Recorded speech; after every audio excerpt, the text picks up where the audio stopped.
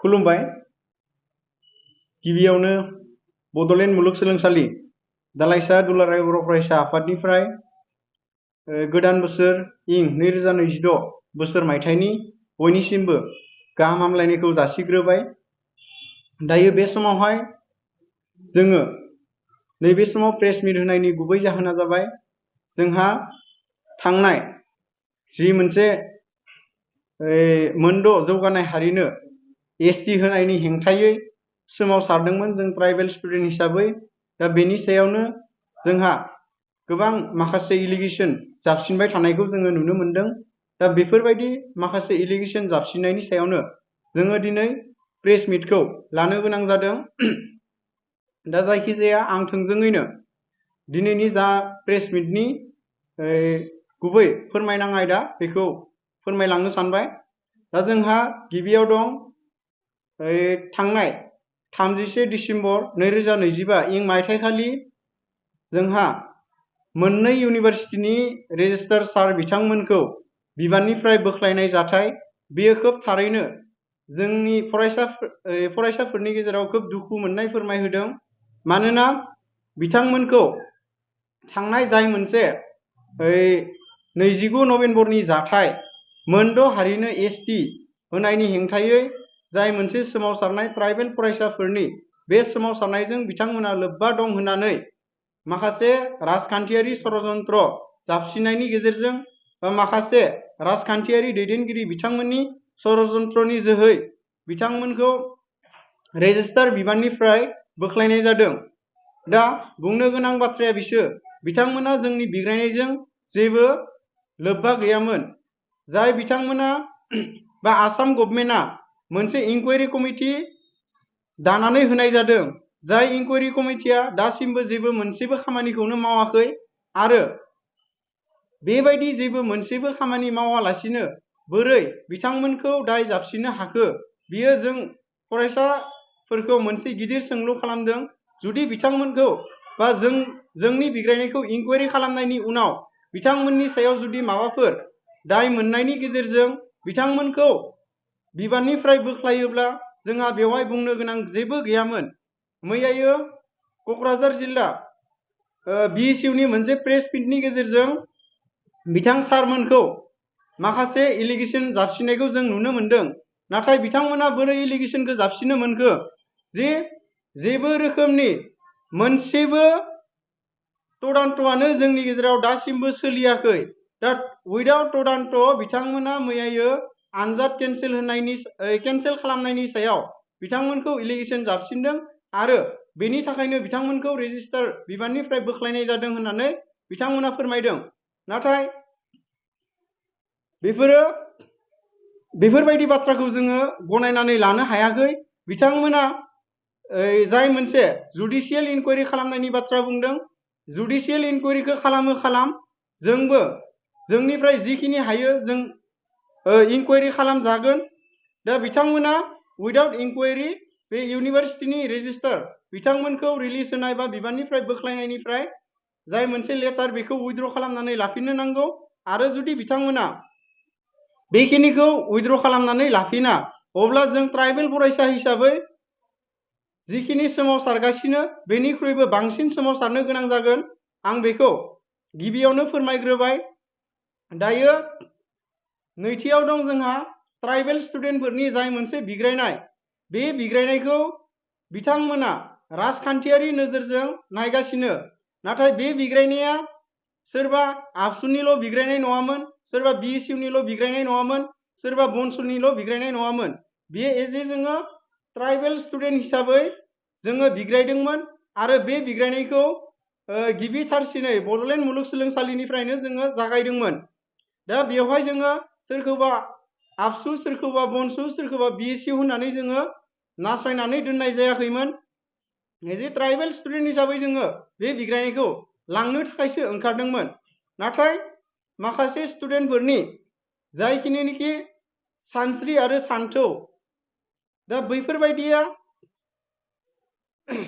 एसे गावनि गोसोखौ इनकारेज खालामनायनि जाउनाव बै सानाव जोंनि बिटिसिनि मावख'खौबो एसे बुख्रुब बुसि खालामनो गोनां जादों।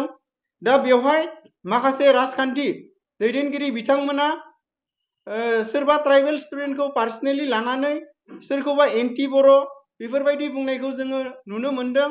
दायो बे समावहाय स्पेसियेलि इउनिभार्सिटिनि एक्स-जिएस नेरसोन नार्जारि आदा बिथां, लोगोसे बुबुल बर' बिथां आरो इउनिभार्सिटिनि जिएस बिथांमोनखौ स्पेसियेलि टारगेट खालामदों आरो बुबुल बर' बिथांखौ एन्टि बर' होननानै बुंदों। दा बे बाथ्राया थारैनो जों ट्राइबेल स्टुडेन्टफोरखौ एसे सोमोनांहोदों। बुबुल बर' बिथाङा सासे ट्राइबेल स्टुडेन्ट आरो बियो सासे बर' स्टुडेन्ट। दा बिथांखौ बोरैयै बिथांमोना एन्टि बर' होननानै बुंनो हाखो आरो बिथांखौ आबसुनि एजेन्ट होननानै बुंगासिनो। दा बेयाव जोंहा स्टुडेन्ट हिसाबै बेयाव आबसुबो थागोन, बनसुबो थागोन बा बिएसइउबो थागोन, जिहेतु मोनफ्रोमबो स्टुडेन्ट इउनियन। दा बेबायदि सोरबा पार्सनेल बा बबेबा मोनसे फरायसा आफादखौ टारगेट खालामनानै बिथांमोना बुंनाया मोजां जायाखै आरो बुबुल बर' बिथांखौ जिखिनि एलिगेसन जाबसिनगासिनो कि एन्टि बर' होननायनि, जुदि बिथाङा एन्टि बर'मोनब्ला जाय मोनसे मोनद' जौगानाय हारिनो एसटि होनायनि बिरुद्धि बिथाङा मानो सोमावसारगौमोन? जुदि बिथाङा एन्टि बर'मोनब्लाथ' बिथाङा सोमावसारनायावबो बाहागो लानाय नङामोन। दा बिथाङा खोब मोजाङै जोंनि गेजेराव जाय मोनसे बर'नि थामोनथा ट्राइबेल स्टेटासखौ लाखिनो थाखायसो बिथाङा सोमावसारदों आरो जों बयबो रायजो राजाया मिथिगौ जोंनि ट्राइबेल स्टेटासखौ जुदि मोनद' जौगानाय हारिनो होयोब्ला माबायदि जोंनि ट्राइबेल समाजाव खहा जानो थांगासिनो बेखौ रावबो बुजियै गैया। नोंथांमोना बेबायदि सोरबा स्टुडेन्टखौ पार्सनेलि एटेक खालामनानै बेबायदि बुंबाय थानो नाङा, खारन जोङो एन्टि बर' नङा आरो जोङो ट्राइबेल स्टुडेन्ट, जों बर' स्टुडेन्ट आरो जोङो जेब्लानोखि माखासे मानसिफोरा जोंखौ बुंगासिनो कि नोंसोरनि बिग्रायनाया जिगाबनि अर बायदि जोंब्लावनानै स्रोब गोमोरनायसो होननानै माखासे राजखान्थियारि दैदेनगिरि लिडारफोरा बुंगासिनो जोंखौ। नाथाय जोंनि बिग्रायनाया बेबायदि नङा कि जिगाबनि अर बायदि जोंब्लावनानै थाबैनो स्रोब गोमोरनानै थानाय। जोंनि बिग्रायनाया जुजाइनि अर बायदि, दंफांनि अर बायदिसो, दंफां मुरानि अर बायदि। जेब्लानो नोंथांमोना जोंखौ बार सुनानै होगोन अब्लानो जोङो जोंखांगोन। दा गुबै बुंनो गोनां बाथ्राया बेनो कि बिथांमोना जोंनि ट्राइबेल स्टुडेन्टफोरखौ एन्टि बर' होननायनिफ्राय गोजानाव थानो नांगौ। जुदि बिथांमोना जों ट्राइबेल स्टुडेन्टफोर बिग्रायनायखौ मोजां मोनाखैब्ला बिथांमोना सिरि सिरि था आरो जोंनि बिग्रायनायाव जेबो हेंथा होनो नाङा। जोङो सोरबा गावनि पार्सनेल लाबालाबनि थाखाय बिग्रायाखै, जोङो जातिनि थाखायसो बिग्रायदो आरो मोनद' हारिनो एसटि होयोब्ला माबायदि खहा जागोन जों बेखौ रोखायै मिथिगौ। नाथाय जाय बिथांमोना मैयायो ससियेल मिडियानि गेजेरजों फैनानै माखासे जोंनि बिग्रायनायनि हेंथायै बाथ्रा बुंदों बा बै कार्बि आंलंनि थासारिनि सायाव बाथ्रा बुंदों, दा बिथांमोनखौ आं थोंजोङै बुंनो सानो, नोंथांमोना जाय समाव बिटिसि गभर्नमेन्टआ एनअसि हरबावनो होननानै बुंदोंमोन एसटि होनो, मोनद' जौगानाय हारिनो एसटि होनो थाखाय जाय समाव बिटिसि गभर्नमेन्टआ एनअसि हरबावनो होननानै बुंदोंमोन, बै समाव नोंथांमोना बबेयाव हाबसोनानै दंमोन? जे नोंथांमोना बै समाव मानो फंसेबो बाथ्रा बुङाखैमोन? दिनै सोरबा बुबुल बर', सोरबा नेरसोन नार्जारि, सोरबा जाफुंसार ब्रह्म बिथांमोना आन्दलनखौ लानायनि थाखायसो बा बिथांमोना एज ए ट्राइबेल स्टुडेन्ट हिसाबै सोमावसारनायनि गेजेरजोंसो दिनै मोनद' हारिनो एसटि होनायनि जाय मोनसे थांखि बियो एसेब्लाबो होबथाजादों होननानै जोङो बयबो मिथिगौ। जुदि जों बै समाव सोमावसारामोनब्ला दिनैनि दिनाव मोनद' हारिया एसटि मोननो मोनसिगौमोन। आरो जुदि मैयायो बिएसइउनि मोनसे क'क्राझार जिल्ला बिएसइउनि मोनसे प्रेस मिटनि गेजेरजों बुंबावदो कि एनअसिखौ हरोब्लाबो बिथांमोना एसटिखौ मोना होननानै। जुदि जोंनि काउन्सिल गभर्नमेन्टआनो जुदि होनांगौ होननानै बिदि बुंबाय थायोब्ला बियो मोनैनि खोथायानो गैया। खारन नोङो जुदि नोंनि फोरलाबसे हाखौ सोरबा गुबुननो जुदि होनो ओंखारोब्ला गुबुना लाया होननानै मालाबाबो थाया आरो जुदि नों होनो ओंखारोब्ला बिसोरो गावसोर गोसो खुसियै बेखौ लाखागोन आरो थिग बिदिनो जोंनि बिटिसि गभर्नमेन्टआबो जुदि एनअसिखौ नांगौ समाव जुदि हरबाय थायोब्ला बेबायदि एसटिआ जाया होननानै जोङो माब्लाबाबो साननो हाया। मोनद' हारिया सानसेब्लाबो सानसे नङा सानसे एसटिखौ मोनखाथारगोन।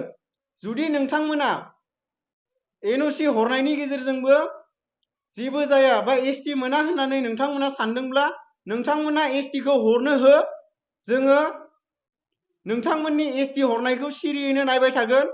जुदि नोंथांमोना बुंनायनि गेजेरजों एसटिखौ गमामायैनो एनअसिखौ गमामायैनो हरनायनि गेजेरजों मोनद' जौगानाय हारिया एसटि मोनोब्ला जों बेयाव माब्लाबाबो जिरायनानै थानाय नङा आरो जों ट्राइबेल स्टुडेन्ट हिसाबै जाय बिथांमोना एनअसि हरगोन, जाय बिथांमोना जोंनि बिग्रायनायनि हेंथा खालामगोन, बिथांमोनखौ जुदि मोनद' जौगानाय हारिया एसटि मोनमारोब्ला बिथांमोनखौबो जोङो ओरैनो नागारनाय नङा। बेखिनि बाथ्राखौ आं नैबे प्रेस मिटनि गेजेरजों फोरमायबाय। दा जायखिजाया जोबथारनायाव आं बेखौनो फिन खनसेबाव खावलायगोन नोंथांमोनखौ, नोंथांमोना जाहाथे जाय बिथांमोना पलिटिकेल एलिगेसन लगायनायनि गेजेरजों बड'लेण्ड मुलुगसोलोंसालि आरो क'क्राझार इउनिभारसिटिनि जा रेजिस्ट्रार सानै बिथांमोनखौ बिबाननिफ्राय बोख्लायनाय बेखौ थाबैनो उइथड्र खालामनानै लानांगौ, नङाब्ला सोमावसारनाया गोख्रोंनिफ्राय गोख्रोंसिन जालांगोन। बिथांमोना जोंनि सोमावसारनायजों जेबो लोब्बा गैया आरो बिथांमोनखौ इनकुवारि खालामखांनायनि उनाव जुदि माबाफोर 1% जुदि दाय मोनोब्ला बिथांमोनखौ बिबाननिफ्राय बोख्लायनायाव जोंहा जेबो बुंनांगौ गैया।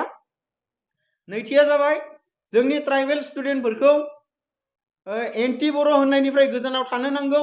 जोंनि ट्राइबेल स्टुडेन्टनि बिग्रायनायखौ निन्दा खालामनायनिफ्राय गोजानाव थानो नांगौ आरो जुदि बिथांमोना बेबायदि खालामबाय थायोब्ला जानो हागौ सानसे नङा सानसे जाय बिथांमोना जोंनि हेंथायै बाथ्रा बुंगोन बिथांमोनखौ जोङो जोंनि ट्राइबेलनिफ्राय बा जोंनि समाजनिफ्राय बयकट खालामनोबो गोनां जानो हागौ। जों बेखौ एज ए ट्राइबेल स्टुडेन्ट हिसाबै गोख्रोङै फैबाय थानाय समाव थांखि लानानै खामानि मावलांगोन। बेजोंनो लोगोसे जाय बिथांमोना एनअसि हरब्लाबो बिथांमोना एसटिखौ मोना होननानै बुंगासिनो आरो जाय बिथांमोना एसटिखौ होयोब्लाबो जेबो थाखानाय एसटिनि जेबो खहा जायालासिनो एसटिखौ हो होननानै बुंगासिनो बिथांमोनखौबो आङो खावलायगोन जे नोंथांमोना जुदि एनअसि हरनायनि गेजेरजों मोनद' जौगानाय हारिया एसटि मोननानै जुदि जों थाखानाय ट्राइबेलफोरा माबाफोर खहा जायो अब्लानिया जोङो एज ए ट्राइबेल स्टुडेन्ट हिसाबै फैबाय थानाय समाव माखासे नांगौ बायदि डिसिसनखौ लानानै जों खामानिखौ मावलांगोन आरो नोंथांमोनखौबो जोङो माब्लाबाबो ओरैनो हगारनाय जानाय नङा। दा बेखिनिखौ बुंनानैनो दिनैनि जा प्रेस मिट बेखौ फोजोबथ'बाय। गोजोन्थों।